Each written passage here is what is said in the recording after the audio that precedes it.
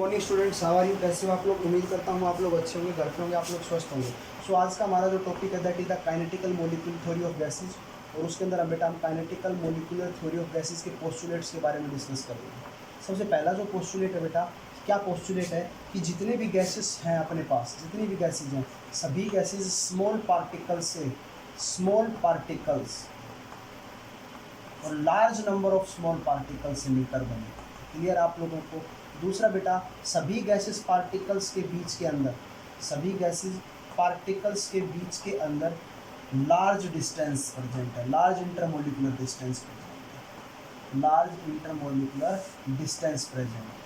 तीसरा बेटा, इनके बीच में weak van der Waals forces, negligible force of interaction present है, negligible force of interaction.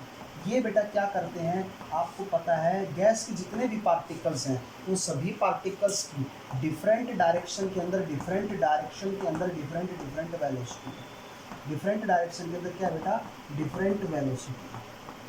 Clear है? और जब ये डिफरेंट डायरेक्शन के अंदर मूव करते हैं डिफरेंट वेलोसिटी के साथ, तो ये कंटेनर की वॉल के साथ स्ट्राइक करते हैं, और जैसे ये कंटेनर की वॉल के साथ स्ट्राइक करते हैं तो बेटा वहाँ पर क्या करते हैं, प्रेशर एग्जर्ट करते हैं।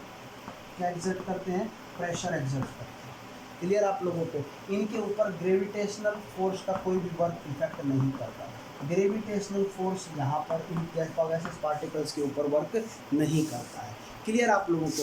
अगर ग्रेविटेशनल फोर्स इन पार्टिकल्स के ऊपर वर्क करता तो आप लोगों को पता है क्या होगा, गैसेस पार्टिकल्स सारे नीचे आ जाएंगे और आप लोगों को सांस को या रेस्पिरेशन सिस्टम में आप लोगों की दिक्कत हो जाएगी। क्लियर? आप लोग सांस नहीं ले पाओगे। तो गैसेस पार्टिकल्स के बीच में नेग्लिजिबल इंट्रैक्शन होता है, ग्रेविटेशनल फोर्स वर्क नहीं करता। हर पार्टिकल की अलग अलग तरह की क्या होती है बेटा, काइनेटिक एनर्जी होती है। हर पार्टिकल डिफरेंट वेलोसिटी से मूव कर रहा है डिफरेंट डायरेक्शन के अंदर। क्लियर आप लोगों को? जितने भी पार्टिकल्स हैं सभी क्या कर रहे हैं, डिफरेंट डायरेक्शन के अंदर डिफरेंट वेलोसिटी से मूव कर रहे हैं। क्लियर है? अब जब डिफरेंट वेलोसिटी से मूव कर रहे हैं तो ये कंटेनर की वॉल के साथ जाकर टकराएंगे, और जैसे ये कंटेनर की वॉल के साथ टकराते हैं तो फोर्स पर यूनिट एरिया लगता है, और बेटा जो कि इसको हम क्या कहेंगे कि ये गैसेस पार्टिकल क्या करते हैं बेटा, प्रेशर को एक्सर्ट करते हैं। क्लियर है? दूसरा, जब ये कंटेनर की वॉल के साथ टकरा रहे हैं तो साथ में ये भी तो पॉसिबिलिटी है कि ये गैसेस पार्टिकल्स आपस में भी टकराएं, और जब गैसेस पार्टिकल्स आपस में टकराते हैं तो बेटा उस समय हम बोलते हैं कि उनके बीच में क्या हो रहा है, कोलिजन। और ये कोलिजन आप लोगों का इफेक्टिव कोलिजन होता है। कौन सा कोलिजन होता है बेटा? Effective collision. इफेक्टिव कोलिजन का मतलब मैं आप लोगों से बात करता हूं कि जब भी कोई भी गैसेस पार्टिकल्स एक दूसरे के साथ कोलाइड करेंगे तो उस समय उनके बीच में किसी भी तरह की कोई एनर्जी का चेंज नहीं होगा। तो इसी वजह से हम लोग उनको क्या बोलते हैं कि उनके बीच में कैसा कोलिजन हो रहा है, इफेक्टिव कोलिजन हो रहा है। क्लियर आप लोगों को? तो ये आप लोगों के साथ बात हुई, यहाँ पर कुछ रिलेटेड बातें हुई।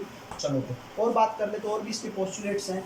क्या है बेटा, आपको पता है कोई एक कंटेनर है, उस कंटेनर के अंदर मेरे पास गैसेस पार्टिकल्स प्रेजेंट है। हर पार्टिकल की अलग अलग काइनेटिक एनर्जी है, और हर पार्टिकल्स की अलग अलग काइनेटिक एनर्जी डिफरेंट डायरेक्शन में। तो टोटल अगर मैं गैसेस की काइनेटिक एनर्जी पूछूं तो बेटा मैं किसकी बात करूंगा, एवरेज काइनेटिक एनर्जी की बात करूंगा। किसकी बात करूंगा? Average kinetic. और एवरेज काइनेटिक एनर्जी क्या करती है बेटा, आप लोगों के पास यहाँ पर काइनेटिक एनर्जी डायरेक्टली प्रोपोर्शनल होती है टेम्परेचर के ऊपर डिपेंड करती है। जितना ज़्यादा आप टेम्परेचर बढ़ाओगे गैसियस पार्टिकल्स की काइनेटिक एनर्जी उतनी ही ज़्यादा हो जाएगी, और जितनी ज़्यादा काइनेटिक एनर्जी बढ़ेगी उतना ही ज़्यादा वो कंटेनर की वॉल आपस में एक दूसरे के साथ ज़्यादा टकराएंगे, उतना ही ज़्यादा प्रेशर एक्सर्ट करेंगे। क्लियर आप लोगों को? तो ये कुछ पोस्टुलेट्स थे हम लोगों ने जिनकी बात की आप लोगों के साथ, तो इनको बहुत अच्छे ध्यान से आप लोगों को पढ़ना है। That is the kinetical molecular theories postulates. Clear आप लोगों को? नेक्स्ट बेटा, Maxwell distribution curve. Maxwell distribution curve बेटा, मैक्सवेल थे, उन्होंने क्या किया, एक ग्राफ प्लॉट किया, एक कर्व प्लॉट की। किस किस में बेटा, यहाँ पर fraction of molecules, fraction of gases molecule versus molecular speed, versus molecular speed. Clear है? Fraction of gases molecule versus molecular speed के साथ उन्होंने क्या किया, ग्राफ प्लॉट किया एट कांस्टेंट टेम्परेचर। तो मैं कोई भी टेम्परेचर T1 टेम्परेचर मानता हूँ, और उस समय हम लोग अपना ग्राफ प्लॉट करते हैं। ये कुछ फ्रैक्शन ऑफ मॉलिक्यूल्स होंगे बेटा, और ये उनकी क्या होगी, यहाँ पर मोलिकुलर स्पीड होगी। तो मान लो मेरे पास क्या था, इतने मॉलिक्यूल्स थे, तो पार्टिकल जैसे एट कांस्टेंट टेम्परेचर पर कुछ इस प्रकार से ग्राफ शो कर रहे थे। मतलब मैक्सिमम पार्टिकल्स, इतने पार्टिकल्स थे। क्लियर आप लोगों को? जो क्या कर रहे थे, ये मोलिकुलर स्पीड इसको शो कर रहे थे। तो सबसे ज़्यादा जो पार्टिकल कौन से थे, ये वाले पार्टिकल सबसे ज़्यादा पार्टिकल्स हैं जो मैक्सिमम इस स्पीड को ऑक्यूपाई कर रहे हैं। क्लियर है। हालांकि स्पीड ज़्यादा भी ऑक्यूपाई कर रहे हैं पार्टिकल्स, लेकिन उनकी संख्या यहाँ पर नंबर ऑफ मॉलिक्यूल्स क्या है, कम है। तो ज़्यादातर मॉलिक्यूल्स जो है वो इस स्पीड को ऑक्यूपाई कर रहे हैं, और इस स्पीड को बेटा हम लोग क्या बोलते हैं, मोस्ट प्रोबेबल स्पीड। कौन सी स्पीड बोलते हैं बेटा, मोस्ट प्रोबेबल स्पीड बोलते हैं। क्लियर है। अब ये जो बात थी सारी T1 टेम्परेचर की थी, मैंने टेम्परेचर को बढ़ा दिया, इस प्रकार से मेरा ग्राफ आया। तो अब की बार आप लोग देखो, इतने मॉलिक्यूल्स ऐसे हैं जो क्या कर रहे हैं, इस स्पीड को ऑक्यूपाई कर रहे हैं।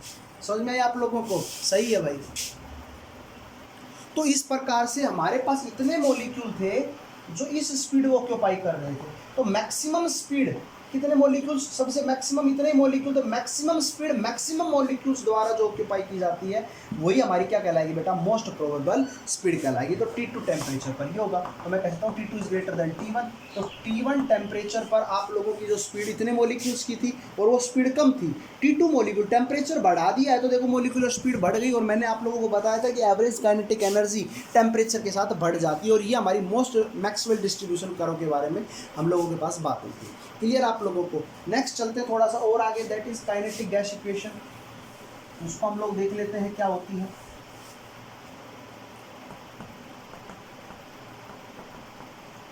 काइनेटिक गैस इक्वेशन क्या है जरा देखिए बेटा। मेरे पास एक इक्वेशन है, that is PV is equal to 1/3 mNc²। This is known as kinetic gas equation. Here in this equation, P is the pressure, V is the volume, this is the constant, M is the mass of gas, N is the number of molecule, and C is the root mean square speed. C क्या है बेटा, root mean square speed है। Clear आप लोगों को।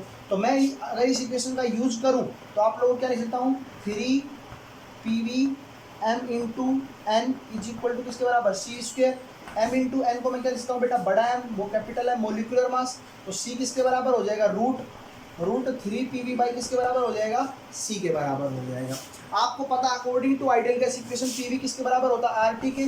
तो ये क्या हो जाएगा, √3RT बाई किसके बराबर, M के बराबर। ये भी C root mean square speed की वैल्यू हो जाएगी।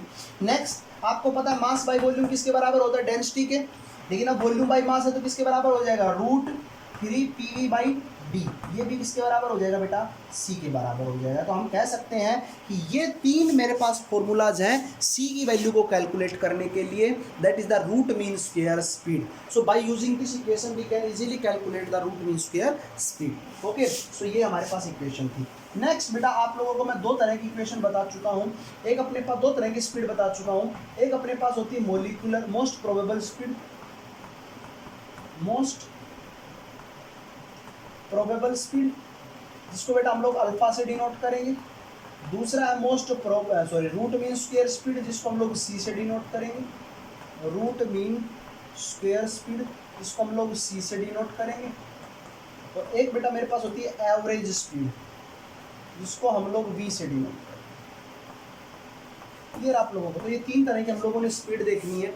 तो मोस्ट प्रोबेबल स्पीड और रूट मीन स्क्वायर स्पीड हम लोग बात कर चुके हैं एवरेज स्पीड की। मान लो मेरे पास एक कंटेनर के अंदर 10 गैस के मॉलिक्यूल हैं और 10 के 10 मॉलिक्यूल्स की काइनेटिक एनर्जी अलग है। समझ में आ गया। तो मैं बात करता हूँ, सर मेरे पास N1 मॉलिक्यूल है, उनकी वेलोसिटी V1 है, N2 मॉलिक्यूल है, उनकी वेलोसिटी V2 है, N3 मॉलिक्यूल है, उनकी वेलोसिटी V3 है। ऐसे 10 × 2 upon total number of molecules कितने हो जाएंगे, N1 + N2 + N3। तो ये हम लोग जो मीन निकाल रहे हैं, this is known as average speed. क्या बोलते हैं बेटा इसको, average speed. So by using this formula you can easily calculate the value of V।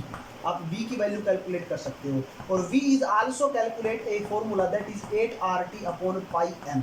So these two formulas helps to calculate the average speed of a gaseous molecule। Clear आप लोगों को। चलते हैं बेटा, अगर मैं बात करूं कि यहाँ पर रूट मीन स्क्वायर स्पीड, अगर आप लोग क्या करते हो बेटा, इनका स्क्वायर करते हो। क्लियर आप लोगों को, स्क्वायर करते हो और स्क्वायर के बाद बेटा इनका रूट करते हो आप लोग। क्लियर है। तो स्क्वायर, रूट और मीन दैट इज C। तो आप लोग इस फॉर्मूले से C की वैल्यू भी कैलकुलेट कर सकते हो। और इसका फॉर्मूला C की वैल्यू आप लोगों को कैलकुलेट करने का फॉर्मूला आप लोगों के पास कितना होता है बताओ बेटा, 3 RT/m के बराबर होता है। इससे भी आप लोग कैलकुलेट कर सकते हो। और अल्फा की जो वैल्यू कैलकुलेट करने का formula that is the 2RT/m। Most probable speed bye using this formula you can easily calculate. तो मोस्ट प्रोबेबल स्पीड को भी आप लोग क्या कर सकते हो, इस फॉर्मूले से कैलकुलेट कर सकते हो। सो ये आज की क्लास का हमारा टॉपिक था। बाकी क्लासेस का बाकी टॉपिक हम लोग नेक्स्ट क्लास के अंदर डिस्कस करेंगे। So okay, thank you, have a nice day.